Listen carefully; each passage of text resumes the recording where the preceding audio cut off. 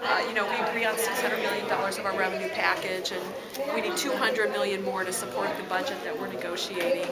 And the proposal that the Senate presented to the House and the Governor was able to come up with $100 million that doesn't involve a sales tax, so it's essentially beer and candy, and a 1/10 of a cent sales tax. So that's a tenth of a penny. It's $10 a year for the average family. It would include the working families tax rebate for the most low-income families that would be most impacted by a sales tax. Beer is taxed by the gallon in Washington State, and this would be a 50-cent per gallon increase, which is about 43 cents a six-pack.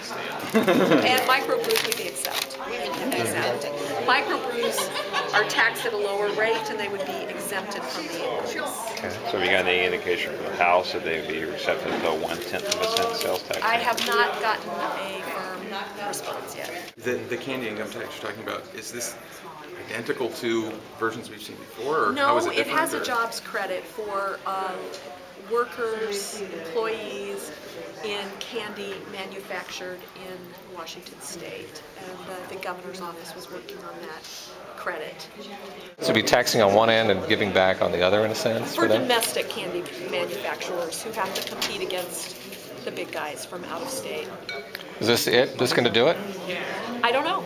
We'll find out. I think we've still got, we still need to reach an agreement, House and Senate, and I think when we get that on revenue, the rest of it will come into place pretty quickly. Mm-hmm. And this is still a case where you don't have the votes in the Senate for anything without a sales tax? No, it's just a question of what takes the place of $200 million. We've been working on the principles of trying to be broader and also trying to provide relief for the smallest businesses and the more moderate income families in the state. Does that mean that the software, custom software, is kind of off the custom table software over is there? still a no-go in the Senate.